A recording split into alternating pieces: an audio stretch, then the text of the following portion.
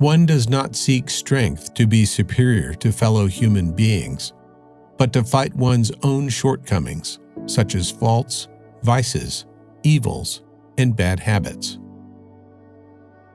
If a person has done evil once, he should avoid repeating it and should not take pleasure in the evil done or even accumulate it, because suffering and harm inevitably result from it.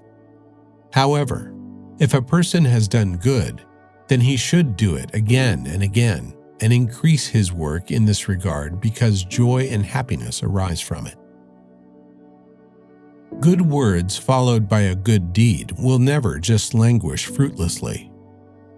Wise words that are not followed by a good deed will always languish uselessly and fruitlessly. Since man must commit, recognize, and remedy mistakes to strive for higher things and progress, it is not granted to him to live in flawlessness that does not continuously bring new mistakes that must be explored and corrected at their core. If a person does not muster the strength to be true to himself, then he will not muster the strength to recognize the real truth and make it his own knowledge. Discovering within oneself the innermost essence of the material consciousness and the true inner nature of the spirit is an inescapable task of every human being. This alone makes it possible to find oneself. But what this path looks like to find the true inner nature of the spirit and the innermost essence of consciousness results solely from the conscious efforts made towards self-cognition. The form of the path is created through the discoveries and experiences arising from the efforts and from the resulting experience. Only people who do not disturbingly interfere with life are able to appreciate it. Looking at impermanence, becoming and passing away, it can be recognized and understood that everything that exists, both man himself and all other forms of life, and all things of every kind, are mutually related and mutually conditioned, and are in no way completely independent and autonomous, but inseparably linked to each other with every fiber. As a rule, the present does not play too much of a role for people, because it is only seen as momentary. More is thought about the past, and many people like to indulge in the past. The so-called reality life, the present, thus often becomes a horror and a burden for some, because the past appears closer and is drawn nearer than the things and facts of the effective present, which seems infinitely distant due to thinking of the past.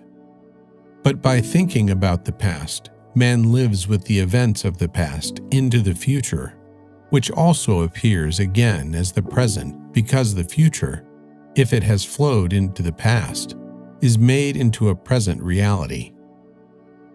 But the effect also occurs that the future is conceived through thought and made into present-day thought material, which in turn leads to horror and stress.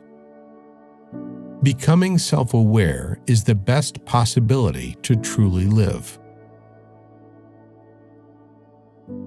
Man's consciousness is like a fertile field in which all kinds of good and valuable seeds are sown, which can both be sown in the womb or be innate. But they could have also been sown by the education of parents, relatives, friends, or acquaintances, as well as by strangers, by society, or by one's own efforts. However, it is always about germinating the seeds so they grow into good, healthy, and nutritious fruits that, when used, bring love, harmony, progress, peace, tranquility, knowledge, and wisdom, as well as freedom, humanity, truth, balance, and success. When you just sit still, don't nurture thoughts, and just breathe in and out, attentiveness and clarity develop. Although people live, Many of them are not actually alive, because they are just vegetating in their consciousness-based existence, unable to evolve consciously and to touch their life in the present moment, and to realize it in all its truth and existence, and effectively use it progressively. If man were to create order and purity within himself, as well as peace, harmony, love, and freedom, he would have much more joy in all things in life.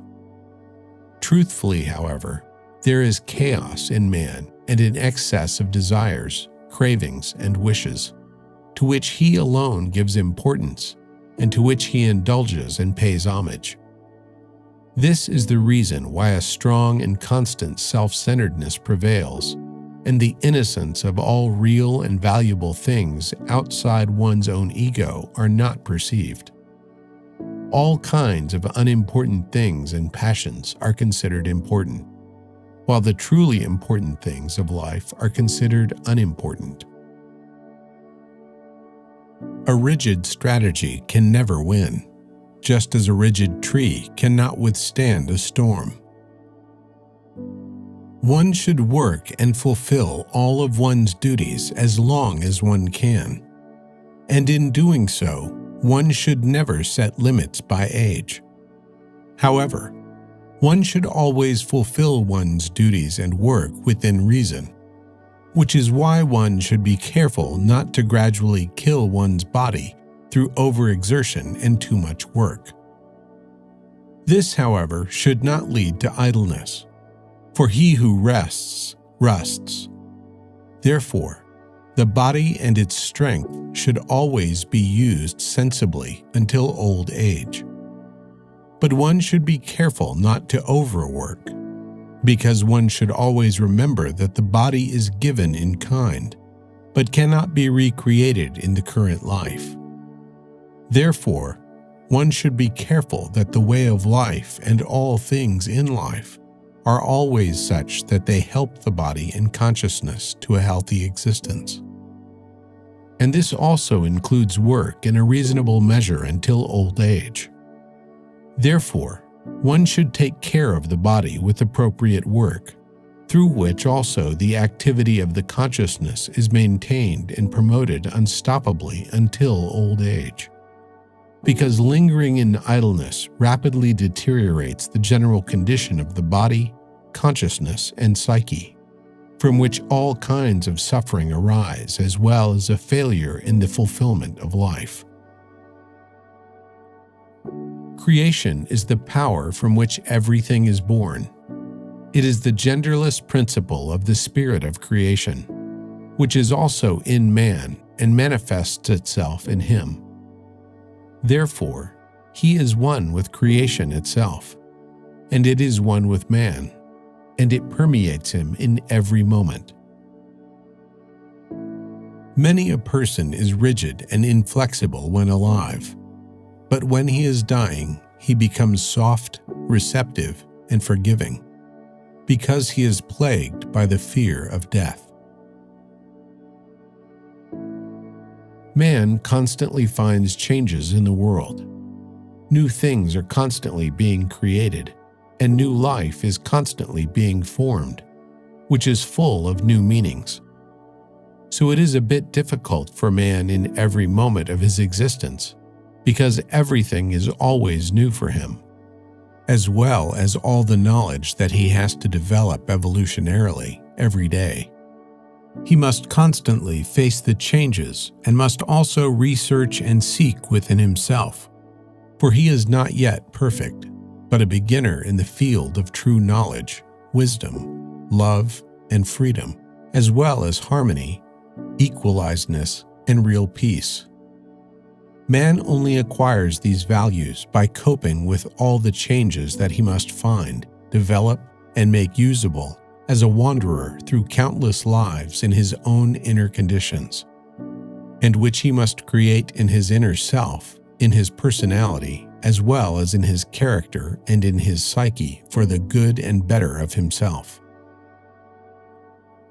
One should always plan for the difficult when everything is still easily executable, The big things should be handled when they are still small and inconspicuous. Man always lives in the present moment, even if he steps into the future and has put the past behind him. Looking at this present moment, one recognizes in it actual life with all its struggles, demands, desires, and hopes, which are miraculously fulfilled if one consciously strives for it honestly and reverently. Their fulfillment is like a miracle, but it cannot be compared to being able to float through the air without wings, because the miracle lies in breathing, living, existing, being able to walk along the ground in the present moment, to feel existence and to be able to enjoy its beauty and all the true peace, freedom, tranquility, true love and harmony that reveal themselves in every moment of life, despite all the adversaries and negative influences that appear in life, but are a part of life itself.